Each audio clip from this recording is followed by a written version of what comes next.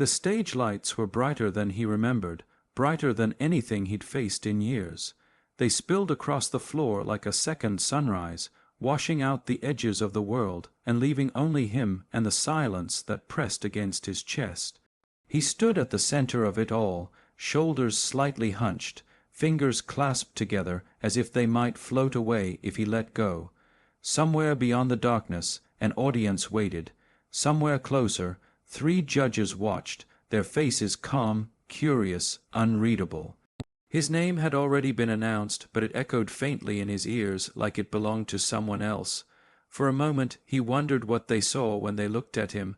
Not a prodigy, not a sensation.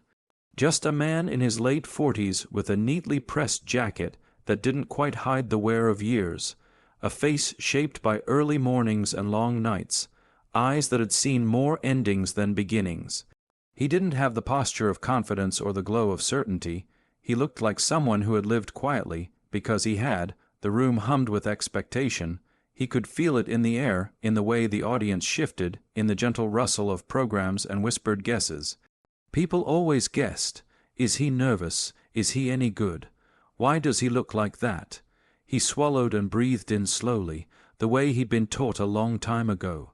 Back when singing wasn't about stages or judges or applause, but about survival. His mind drifted, uninvited, to a small living room, thousands of miles away from this polished stage, a second-hand couch, a lamp with a crooked shade, a record player that sometimes skipped if you didn't place the needle just right. That was where it had started, not with dreams of fame, but with evenings that felt too heavy to carry alone. Back then, there had been 2 voices in the room. One of them was gone now. The judge in the center leaned forward slightly. "Whenever you're ready," she said gently. He nodded, though he wasn't sure he was ready at all. He had almost turned back at the door earlier that day, almost told the producer he'd changed his mind, almost listened to the familiar voice in his head that said, "You're too late. You missed your chance. This isn't for people like you." People like him learn to be practical. They learn to show up on time, pay the bills, keep their heads down. They learn to trade dreams for responsibilities and tell themselves it was the same thing as growing up. Singing became something he did in the car, or alone in the kitchen late at night when no one could hear. Except one person always did. She used to sit at the table, chin resting in her hands, smiling like the world made sense whenever he sang. "You don't sing like Elvis," she'd say. "You sing like truth." He'd laugh it off, embarrassed. Elvis was a legend. Elvis was impossible, but she never stopped believing, even when life gave them reasons not to. Cancer doesn't care about belief. The memory tightened around his chest, but he didn't push it away. He had learned that some feelings weren't meant to be avoided. They were meant to be carried, honored, sung. The audience waited. Somewhere in the crowd, someone coughed. A phone vibrated and quickly fell silent. The world was poised, balanced on the edge of whatever came next. He looked down at the floor, then slowly lifted his gaze toward the judges. For the first time, he allowed himself to really see them, not as gatekeepers, not as critics, but as people. People who had loved, lost, hoped. People who might understand. "I didn't come here to win," he said suddenly, his voice softer than the microphones expected. A ripple moved through the room. "I came here because someone I loved believed this song belonged to me." The words surprised even him. He hadn't planned to say them, but once spoken they felt right, like opening a window in a room that had been closed for too long. The judge's expression shifted, not dramatically. Just enough he took another breath. The song choice sat heavy in his chest. Elvis, an icon, a risk. People expected impersonation, polish, nostalgia. They expected the familiar swagger or the perfect note. What they didn't expect was honesty. What they couldn't see was the years behind the choice, the way that voice had once filled a room with comfort, the way it had held 2 people together when everything else felt like it was falling apart. He placed one foot slightly forward, grounding himself. This wasn't a competition anymore. It was a conversation, with the past, with the present, with anyone who had ever been told they were too ordinary to matter. For a brief, terrifying second, doubt rushed back in. What if they don't hear it? What if they laugh? What if this is just another reminder that some dreams are meant to stay dreams? Then he remembered her laugh. The way she used to close her eyes when he sang, as if the sound itself was enough. That's okay, he whispered to himself. This one's for you. The music cue hadn't even started yet, but something had already changed. The room felt closer. The silence wasn't empty anymore, it was listening. He straightened his shoulders, not with confidence, but with resolve. Whatever happened next would happen. He had carried this moment too far, too long, to be afraid of it now. As the first soft chord prepared to rise, no one in the room, not the judges, not the audience, not even the man himself, could have known what was coming. They only knew one thing for certain. The first note didn't burst into the room. It arrived gently, almost cautiously, like a knock on a door at night. It hovered in the air for a breath before settling, warm and fragile, into the silence. No fireworks, no dramatic gesture, just a voice, bare, human, and unprotected. A few people in the audience shifted in their seats. Someone raised their eyebrows. It wasn't what they expected. The man held the microphone with both hands now, as if it were something alive, something that might slip away if he loosened his grip. His eyes stayed open, focused somewhere beyond the judges, beyond the stage light, saw a place only he could see. The melody of the Elvis song unfolded slowly, not rushed, not polished into perfection, but shaped by time and memory. His voice wasn't flawless. It didn't need to be. There was a rasp at the edges, the kind that comes from years of singing not for applause, but for comfort. Each word carried weight, like it had been held inside him for a long time, waiting for a moment safe enough to be released. The lyrics spoke of love, longing, and waiting, but in his mouth they became something more specific, something lived. The audience began to lean in without realizing it. He sang as if he were back in that old living room again.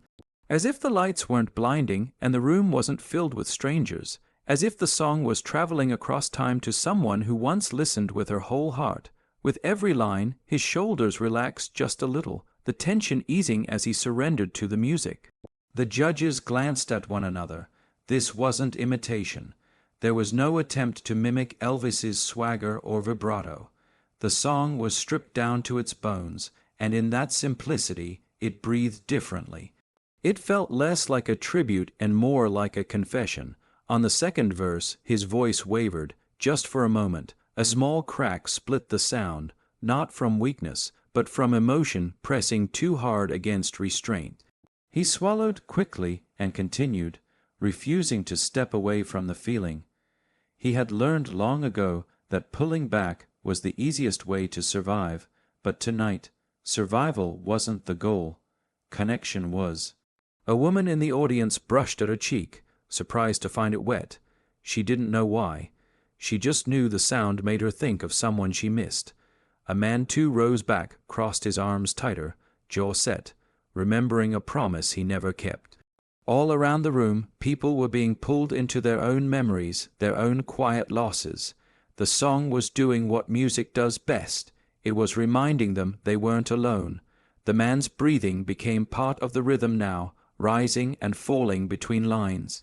You could hear the pauses, the spaces where memory lived. He wasn't just singing the words, he was listening to them as they came out, as if hearing his own truth for the first time.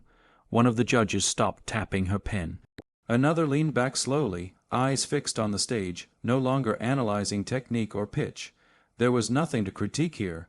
To judge this would feel like interrupting someone mid-prayer. Halfway through the song, the man's gaze dropped to the floor again. A single spotlight reflected in his eyes, trembling like the past. He remembered hospital rooms that smelled like antiseptic and hope wearing thin. He remembered holding a hand that had grown too light. He remembered singing this very song in a whisper because she was sleeping, because the machines were loud, because the future was uncertain. His voice softened on the chorus, and in that softness was an act of courage. This was the part of the song she loved most. He could hear her teasing him, "Don't rush it, let it breathe," so he did. He stretched the line just enough, allowing the emotion to bloom fully, even if it hurt. The room seemed to shrink around him. No one coughed now, no one moved. Even the cameras felt distant, respectful, as if aware they were guests in something sacred. The judges' faces had changed completely, eyebrows drawn, lips parted, eyes reflecting not the stage lights, but recognition. They had heard thousands of voices, great ones, powerful ones, voices trained to impress, to win, to conquer a moment. This voice wasn't trying to conquer anything, it was offering something. The man's hands loosened around the microphone. His shoulders dropped. He was no longer afraid of the next note. The song had taken him somewhere safe, somewhere honest, and once there, he trusted it to carry him the rest of the way. As he reached the bridge, his eyes finally closed. Not to hide, but to feel. The note hung longer this time, trembling like a held breath. The crack in his voice returned, deeper now, unmistakable. A raw sound, unfiltered and real, and instead of pulling away, he leaned into it, letting the vulnerability exist in full view of everyone watching. Something shifted in the room. This wasn't just his story anymore. It belonged to every person who had ever loved someone deeply and lost them, every person who had waited too long to believe in themselves, every person who had a song tied to a memory they could never quite let go of. The man didn't know it yet, but in that moment he had stopped being a contestant. He had become a mirror. As the final line of the verse faded, the silence that followed felt heavier than sound. The audience held their breath, not because they were told to, but because the song demanded it. And the judges, eyes shining now, understood something profound. They weren't listening to an Elvis song. They were listening to a life. There was a moment, brief, almost imperceptible, when the song seemed to pause on its own. Not because the music stopped, but because something inside the man shifted. The melody continued beneath his voice, steady and patient, yet the air in the room felt different now, charged with a quiet awareness that something unexpected was unfolding. He opened his eyes. For the first time since he began singing, he looked directly at the judges, not past them, not above them, at them. His voice entered the next line with a new steadiness, not louder, not stronger in the way people usually meant, but clearer. As if a veil had been lifted. The tremble was still there, but now it carried intention. This wasn't a man fighting emotion anymore. This was a man allowing it to stand beside him. One of the judges straightened, sensing the change before understanding it. The audience felt it too. They didn't know why, but their bodies responded, backs pressing into chairs, hands tightening together, hearts leaning forward. It was the feeling of standing at the edge of a realization, the kind that arrives quietly and leaves nothing the same. The man took a small step forward. It wasn't planned. He hadn't rehearsed movement or drama, but something inside urged him closer, to the edge of the stage, to the truth he'd been circling since the first note. The lights caught his face more fully now, revealing lines around his eyes that spoke of laughter once shared and grief quietly carried. As he sang the next verse, the story deepened. This part of the song had always felt different to him. The lyrics spoke of waiting, of holding on even when time stretches thin. Years ago, he used to sing it with hope, believing the ending would be gentle. Later, he sang it with desperation, bargaining with whatever listened. Tonight, he sang it with acceptance. That was the turn. Acceptance doesn't announce itself. It doesn't demand attention. It arrives softly, like dawn through a cracked window. And when it does, it changes the shape of everything. His voice no longer sounded like it was reaching backward. It was reaching outward. The judges stopped being judges in that instant. They weren't thinking about buzzers or votes or television moments. They were thinking about people they had lost, about chances they hadn't taken, about the strange way love leaves echoes that never fade. One judge lowered her head slightly, blinking hard. Another rested his elbow on the table, hand against his lips, listening not with his ears alone but with memory. The man's breathing slowed. He trusted the silence between lines now, letting it speak where words could not. Each pause felt intentional, like a hand gently placed over a beating heart. He wasn't afraid of the quiet anymore. He knew it held meaning. Midway through the verse, his voice softened almost to a whisper. It was then that people realized something profound. He wasn't singing to prove he could. He was singing to give something away. The song was no longer about loss. It was about gratitude, about the gift of having loved at all, about the unseen strength passed from one soul to another. His voice carried a message without ever stating it plainly. I am here because someone believed in me when I didn't believe in myself. A woman in the front row pressed her hand to her chest, breath catching. The audience wasn't just watching anymore. They were remembering their own unsung thank yous. The teacher who saw them when no one else did. The parent who worked too hard and spoke too little. The friend who stayed when it was inconvenient. The voice that said, "You matter," even once, and changed everything. The man lifted his chin slightly as he reached the bridge. This was the hardest part of the song, not technically, but emotionally. He hesitated for half a second, just long enough for the weight of it to settle. Then he sang the line she used to wait for, the one that always made her smile. The one she said sounded like hope when he sang it. His voice cracked again, but this time it didn't feel like breaking. It felt like opening. A sound escaped him that was more breath than note, more truth than technique. And instead of correcting it, instead of hiding it, he let it be exactly what it was, raw, human, enough. The judges' pens lay forgotten on the table.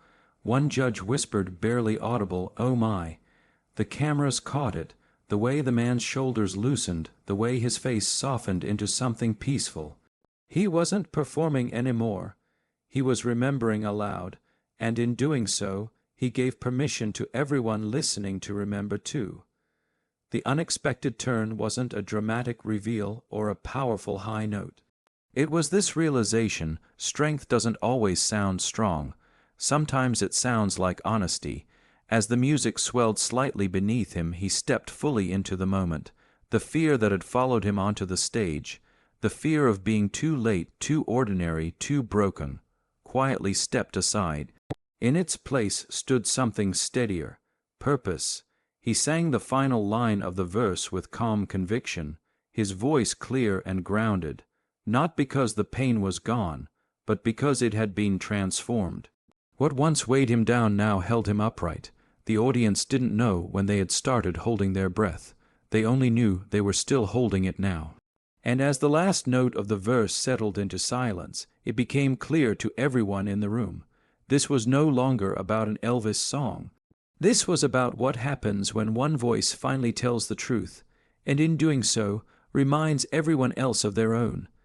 The final chorus arrived without warning, like a tide that had been quietly pulling back only to return with full, undeniable force. The music swelled, not loud, not dramatic, but wide, filling the room with a sense of inevitability. Every note felt heavier now, weighted with everything that had come before it. The man stood completely still. No gestures, no reaching for effect, just a quiet presence at the center of the light, as if the stage itself had narrowed to hold him. His voice rose into the chorus with a steadiness that didn't come from confidence, but from surrender. He wasn't trying to control the sound anymore. He was letting it move through him. The first line of the chorus landed softly, but it carried an echo that spread across the room. You could feel it in the audience, the way shoulders lifted, then slowly fell. The way hands clasped tighter, not in excitement, but in recognition. This wasn't the kind of moment that made people want to cheer. It was the kind that made them want to be still. The judges leaned forward in unison, almost without realizing it. One of them parted his lips as if to speak, then stopped. Words felt intrusive here. Another judge's eyes glistened openly now, no attempt made to hide it. Her chest rose sharply as she inhaled, then she froze there, breath held, as though exhaling might break something fragile. The man reached the heart of the chorus, the line that always felt like a confession. His voice thinned, trembling at the edge, and instead of pulling back, he leaned into the note, letting it stretch just a second longer than expected. Time seemed to bend around that sound. It wasn't perfect. It was honest, and in its honesty it became overwhelming. Silence wrapped around the room, no coughs, no shifting, no whispering, even the air seemed to pause. The judges weren't thinking about technique or pitch or timing. They weren't even thinking about television. Their reactions were instinctive, physical. One judge's hand rose to her mouth, fingers pressed gently against her lips as tears blurred her vision. Another slowly shook his head, not in disbelief, but in awe, like someone witnessing something rare and unrepeatable. For a brief, suspended moment, they couldn't breathe, not because the song was loud, because it was true. The man closed his eyes on the final sustained note of the chorus.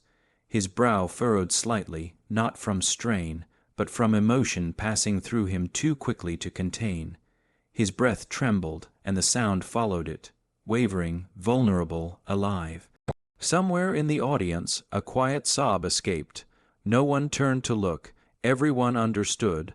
The note faded slowly, dissolving into the space between heartbeats, and then there was nothing. No music, no voice, no movement. Just silence. It lasted longer than anyone expected, the kind of silence that doesn't feel empty, but full, heavy with meaning, sacred. It was the silence after a truth has been spoken, when no response feels adequate. The man stood with his head bowed, eyes still closed, microphone lowered slightly. He didn't rush to fill the quiet. He let it exist. He let it honor what had just passed through the room. The judges remained frozen. One had both hands flat on the table now, shoulders tight, chest rising shallowly as if remembering how to breathe. Another stared at the stage, eyes wet, expression unguarded. No trace of the polished persona usually worn for cameras. Finally, one judge exhaled, a slow, shaky breath that sounded almost like a laugh and a cry combined. That, he whispered, though the microphone picked it up, is why music exists. The words hung in the air, settling gently among the silence. The man lifted his head at last. His eyes opened, glassy but calm. He didn't smile. He didn't look relieved. He looked peaceful, as if something he had been carrying for years had finally been set down. Applause did not come immediately, and that, more than anything, revealed the depth of the moment. The audience needed time to return from wherever the song had taken them, time to remember where they were, time to gather themselves. When the clapping finally began, it started slowly. One pair of hands, then another, not explosive, not performative. It grew steadily, like a shared heartbeat finding its rhythm again. People stood without realizing they were standing. Some wiped their eyes. Others pressed hands to their chests, nodding softly, as if in thanks. The man looked out over them, stunned by the sight. He had come here expecting judgment. Instead, he had found understanding. The judges rose as well, not all at once, but deliberately with respect. One nodded toward him, eyes shining. Another placed a hand over their heart before clapping, as if applause alone wasn't enough to express what they felt. The moment stretched, suspended between sound and silence, applause and stillness. This was the moment no one could have planned, not the producers, not the judges, not even the man himself. It wasn't about a standing ovation or a viral clip or a winning performance. It was about what happens when someone dares to stand in front of the world and offer something real. And the world, for once, listens. And in that shared stillness, in that breathless pause where judges and audience alike were undone by honesty, something rare and beautiful had occurred. A room full of strangers had felt the same thing at the same time. They had remembered what it meant to be human. The applause eventually softened, not because the feeling faded, but because the room needed to breathe again. The man remained on stage, standing in the glow of the lights, unsure what to do with his hands, his heart still beating hard against his ribs. The sound of clapping washed over him like a tide receding, gentle now, almost tender. He hadn't imagined this part. He had pictured polite smiles, maybe a few kind words. He had prepared himself for disappointment, for the familiar sting of being told he was good, but not good enough. Instead, he found himself standing in front of a room that looked changed, quieter, softer, as if something invisible had passed through them all and left its mark. One of the judges leaned forward, elbows on the table, eyes locked on his. "I want you to know," she began, her voice steady but emotional, "that wasn't just a performance." The man nodded slowly, throat tight. He couldn't speak yet. If he tried, he knew his voice would fail him. "That was a gift," another judge said, "and you gave it without asking for anything in return." The words settled deep in his chest. He thought of all the times he had held back, afraid to be a burden, afraid to take up space, afraid to believe his voice mattered. He had learned, over years of quiet living, to shrink his dreams so they wouldn't hurt as much when they were lost. Standing here now, he realized how heavy that shrinking had been. The judge closest to him smiled through tears. "You reminded us that music isn't about perfection," she said. "It's about connection, and tonight you connected with all of us." The man finally found his voice, though it came out barely above a whisper. "Thank you," he said. "I sang that for someone who can't hear me anymore." The audience fell silent again, reverent. She believed in me. He continued, taking a breath. "Even when I didn't, I wanted to say thank you." For a moment no one spoke. Then the applause returned, not loud, not overwhelming, but warm. It felt like a collective embrace, wrapping around him, lifting him in a way he hadn't known he needed. As the judges conferred quietly among themselves, the man looked out over the crowd one last time. Faces blurred together, but the feeling remained sharp and clear. These were strangers, yet they had shared something intimate. They had carried his story and folded it into their own. He realized something then. This moment didn't belong to the stage, it belonged to the world beyond it. When the decision came, whatever it was, it felt almost secondary. Whether he advanced or not, something irreversible had already happened. He had been seen, truly seen, and in that seeing, he had been set free. Later, offstage, the lights dimmer and the noise distant, he sat alone on a small bench, hands resting on his knees. His phone buzzed with messages from people he hadn't spoken to in years. Old friends, a cousin, someone who simply wrote, "I needed that tonight." He stared at the screen, heart full. For so long he had believed his voice was small. Tonight had proven otherwise. One voice, offered honestly, could reach places he never imagined. He stepped outside the building and felt the cool night air on his face. The sky stretched wide above him, scattered with stars. For the first time in years, he didn't feel the weight of regret pressing down on him. Instead, he felt something lighter, hope, not the loud, fragile kind that promises everything will be easy, the quiet kind that says, "Keep going." He thought of her again, not with the sharp ache of loss, but with gratitude. He could almost hear her voice, teasing, proud. "See, I told you." He smiled. As he walked away from the stage, from the cameras, from the moment that had taken his breath and given it back again, he carried something new with him. Not fame, not validation, but purpose. He would sing more now, not for recognition, but for connection, and somewhere, in living rooms and cars and quiet kitchens around the world, people who had heard his song would remember this truth. One voice offered with kindness can change a room. One song, sung with love, can change a life. And sometimes the most powerful moments don't end when the music stops. They linger softly, reminding us that we are never truly alone.